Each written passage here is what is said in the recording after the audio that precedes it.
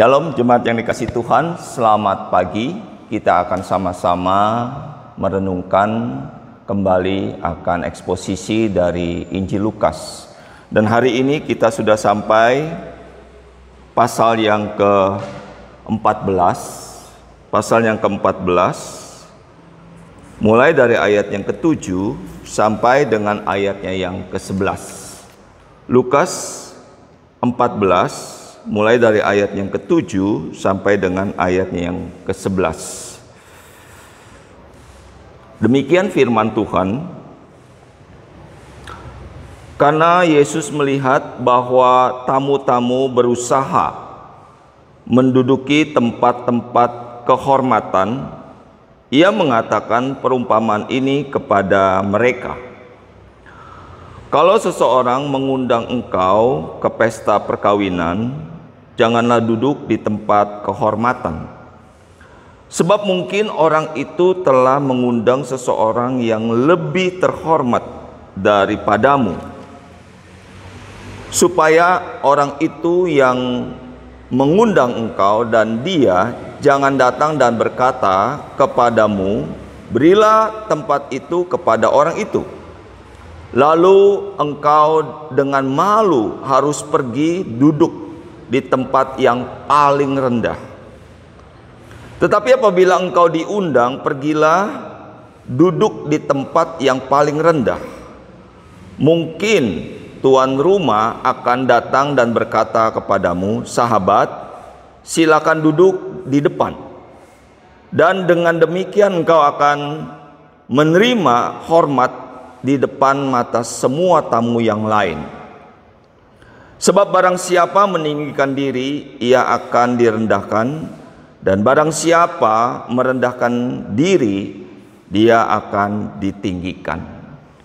Demikian akan firman Tuhan. Saudara, mari kita satu hati kita berdoa. Bapa dalam kerajaan sorga, sekali lagi kami bersyukur untuk firman Tuhan yang kami akan renungkan pagi hari ini. Berkati ya Tuhan, sehingga firman Tuhan bukan sekedar kami tahu, kami baca, biar kiranya kami menjadi pelaku dari firman-Mu. Di dalam nama Tuhan Yesus kami berdoa. Amin. Saudara yang kasih Tuhan, kalau kita perhatikan di dalam masyarakat, ya, di dalam masyarakat tertentu, kita pasti akan menemukan orang-orang yang sangat dihormati, ya. Dan biasanya orang-orang ini mendapatkan sebuah status khusus di dalam masyarakat. Mungkin orang itu adalah orang-orang yang terkenal di dalam lingkungan masyarakat, misalnya tokoh agama, ya, atau tokoh adat, ya, atau mungkin orang-orang yang memang sudah lama ada di situ, lalu mendapatkan sebuah status dari masyarakat sekitar. Terkadang orang-orang ini juga bisa terkenal karena mendapatkan status itu karena mungkin orang ini kaya raya, ya. Kaya raya bisa jadi, ya. Mungkin orang ini juga terkenal karena dia banyak menolong orang. Mungkin orang ini juga terkenal karena orang ini pernah menjadi orang yang membela masyarakat di sekitarnya. Nah, saudara yang kasih Tuhan, kalau kita perhatikan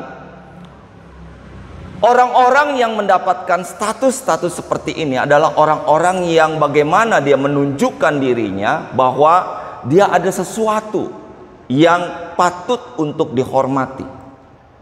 Ada sesuatu yang patut dia mendapatkan sebuah penghargaan. Nah, saudara, kalau kita perhatikan orang-orang ini adalah orang-orang yang mendapatkan status di dalam masyarakat. Kalau kita perhatikan orang-orang ini yang sudah mendapatkan status ini di dalam masyarakat, lalu mendapatkan undangan, misalnya undangan sebuah pesta, saya yakin sekali orang ini pasti mendapatkan sebuah kehormatan di dalam pesta tersebut. Ya, saya yakin sekali ya, dia mungkin mendapatkan sebuah tempat yang berbeda dari undangan-undangan yang lain. Ya, mungkin juga makanannya berbeda. Ya, pokoknya semuanya berbeda. Orang-orang yang seperti ini mendapatkan sebuah tempat yang khusus dari tuan rumah yang menyelenggarakan pesta tersebut. Nah, saudara kasih Tuhan, ini bisa terjadi di dalam lingkungan masyarakat kita, ya. Saudara, kalau kita perhatikan di dalam konteks Tuhan Yesus, ya, yang baru saja tadi kita baca, ya, kita melihat bahwa apa yang Tuhan Yesus katakan ini, ya, benar-benar menjadi satu pelajaran penting bagi kita. Mengapa, saudara?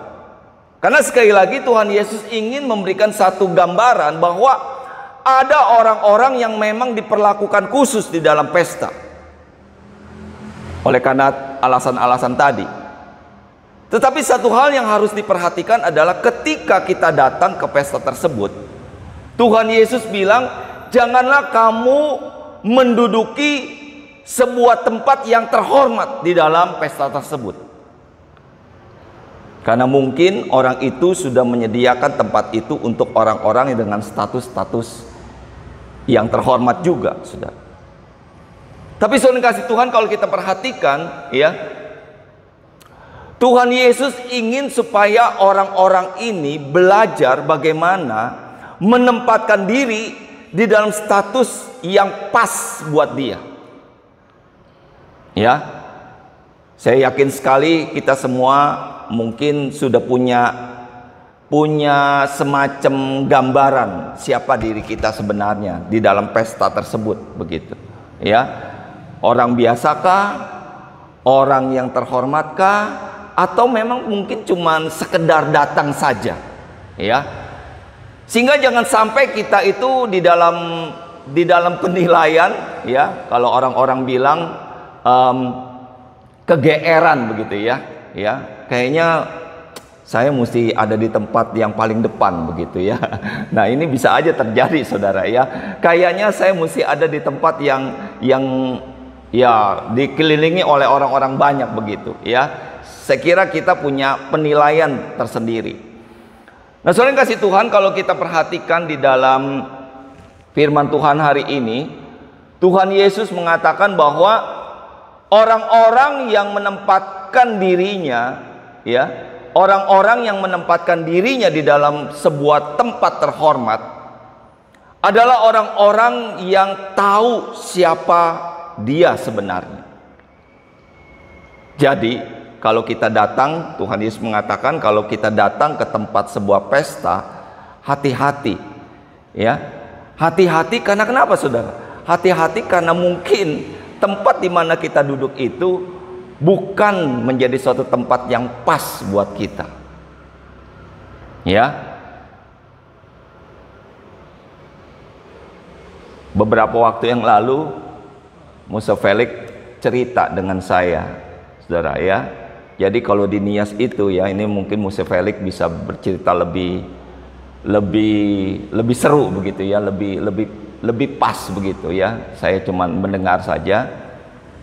Jadi kalau di Nias, kata Musa Felix itu, kalau orang mendapatkan rahang babi katanya, ya, wah, itu udah menjadi satu simbolis bahwa orang ini adalah orang yang terhormat, gitu, ya. Orang-orang yang mendapatkan sebuah penghargaan. Mungkin orang itu bukan kaya, ya.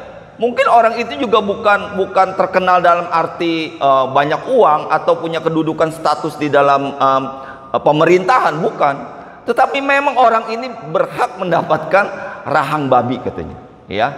Jadi berapa banyak orang ini mendapatkan rahang babi dari pesta tersebut? Wah, orang ini menjadi satu kedudukan yang terhormat, ya, lebih di atas rata-rata orang-orang yang diundangnya. Biasanya itu adalah seorang paman katanya, ya. Jadi paman itu menduduki tempat yang paling terhormat di dalam budaya tradisi dari adat Nias, ya. Jadi katanya semua ponakan-ponakannya itu dianggap menjadi satu apa ya, harus nurut dia lah, apa yang mau dikatakannya, mau benar mau salah, pokoknya ikut dia aja lah, ya.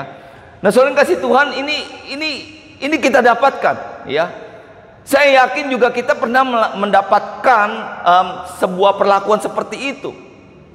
Saudara, kalau kita perhatikan, Tuhan Yesus ingin supaya kita mengerti siapa status kita sebenarnya. Saudara, kalau kita bandingkan di dalam hal ini, di dalam kerohanian kita, Yesaya 53 ayat yang ke-6 dikatakan, kita ini sesat seperti domba. Ya, firman Tuhan katakan kita ini sesat seperti domba. Kita mencari jalan kita masing-masing. Saudara bisa mengerti sesat seperti domba. Memang domba itu kalau tidak ada gembalanya kemana-mana, saudara. Ya, dia tidak tahu jalan. Pokoknya ya ada jalan ya jalan aja begitu ya. Perlu dibimbing domba. Rasul Paulus dengan lebih tegas lagi mengatakan, semua orang telah berbuat dosa dan telah kehilangan kemuliaan Allah. Ya, semua orang telah berbuat dosa dan telah kehilangan kemuliaan Allah. Bahkan dikatakan semua orang tidak melakukan yang benar. Semua orang tidak mencari Allah. Ini status kita, saudara. Kalau kita mengerti bahwa status kita seperti ini, saya yakin sekali di hadapan Tuhan, jangan kata di dalam pesta, saudara, ya, di hadapan Tuhan kita akan mengerti menempatkan diri kepada siapa kita menyembah kalau begitu. Saudara yang kasih Tuhan, status kita sebagai anak-anak Tuhan, firman Tuhan katakan kita berdosa di hadapan Tuhan. Ini status kita yang pas. Dan tempat kita yang pas seharusnya adalah murka Allah. Murka Allah itulah yang akan menghakimi kita, yang akan mengadili kita. Kalau kita mendapatkan status seperti ini, saudara, saya yakin sekali kita akan jauh-jauh akan merendahkan diri di hadapan Tuhan. Tidak akan meninggikan diri, tidak berani mengambilkan tempat-tempat terhormat di dalam segala sesuatunya. Oleh karena kenapa? Oleh karena kita tahu persis status kita di hadapan Tuhan adalah status manusia yang berdosa. Saudara yang kasih Tuhan, ayat yang ke-11 menjadi satu alasan. Ini sebuah perumpamaan tentang pesta, ya. Alasannya adalah karena siapa yang meninggikan diri, dia akan direndahkan. Dan siapa yang merendahkan diri, dia akan ditinggikan. Saudara yang kasih Tuhan, betapa kita harus mengerti di dalam status kita menjadi anak-anak Tuhan. Ya, saya berpikir tentang bagaimana perumpamaan anak yang hilang, saudara. Ya, perumpamaan anak yang hilang ini, tadinya dia seorang anak, saudara. Anak seorang yang kaya raya luar biasa. Ini anak statusnya, saudara. Ya, tapi begitu dia meninggalkan rumahnya, begitu dia bergaul dengan dunia luar sana, begitu luar biasanya pergaulan tersebut sampai dikatakan dia begitu melarat sekali, sampai dia mau makan makanan babi, saudara. Ya, saudara bisa bayangkan seorang anak ABG hidup telantar di negeri orang, nun jauh di sana, nggak tahu kemana, ya. Dalam keadaan yang lapar, dalam keadaan dia ada di dalam sebuah kandang babi. Saya yakin sekali nggak mungkin dia punya pakaian yang paling bagus, nggak bakalan ada. Yang ada adalah dia kotor, dia bau, ya. Pokoknya segala sesuatu mungkin juga nggak mandi-mandi, saudara. Ya. Tapi saat di dalam titik-titik terendah, pada waktu dia merenungkan bagaimana dia begitu banyak makanan di rumah bapaknya, begitu luar biasanya dia dilayani, dia teringat. Dia mau kembali kepada bapaknya. Waktu dia melihat makanan babi, dia begitu tersadar sekali.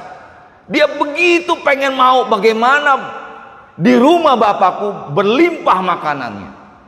Akhirnya anak yang hilang ini berangkat dan kembali ke rumah bapaknya. Saudara, apa yang terjadi, saudara? Di dalam kisah ini dikatakan bahwa anak ini mengerti statusnya sekarang.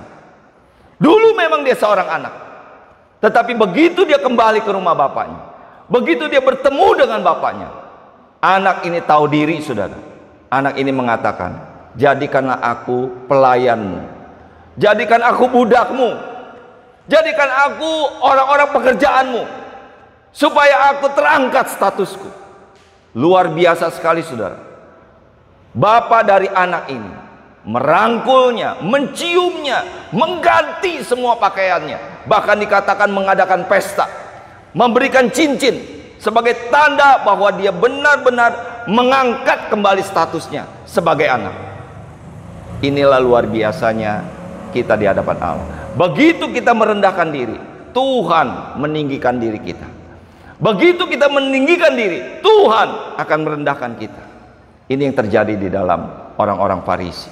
Bagaimana mereka ingin mendapatkan tempat yang terhormat, mereka ingin mendapatkan keagungan, kehormatan dari manusia. Dia tidak mendapatkan keagungan, kemuliaan dari Allah. Tapi begitu kita merendahkan diri di hadapan Tuhan, seperti anak yang hilang ini, Bapa di surga akan meninggikan kita, status kita kembali menjadi anaknya. Saudara yang kasih Tuhan, betapa indahnya kalau begitu. Waktu kita merendahkan diri, kita tahu, kita sadar kita orang berdosa, saya yakin sekali kita akan benar-benar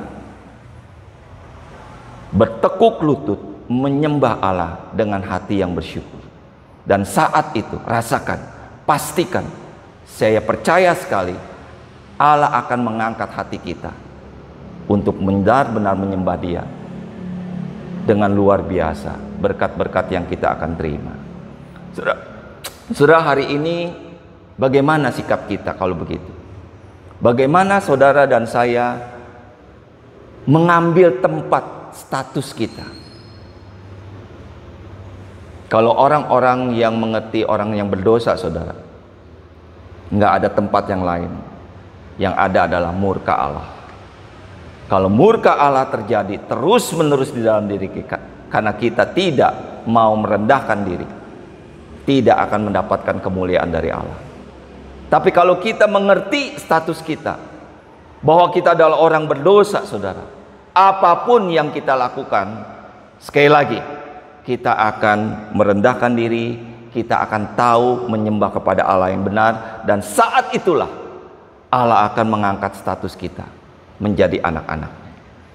Demikian untuk firman Tuhan hari ini. Biar kiranya Tuhan ditinggikan dan kita semakin mengerti status kita di hadapan Tuhan, bahwa kita adalah orang-orang yang seharusnya mendapatkan murka Allah, tetapi oleh kasih Allah kita ditinggikan, karena kita tahu siapa diri kita sebenarnya di hadapan Dia. Tuhan Yesus memberkati kita. Mari kita berdoa.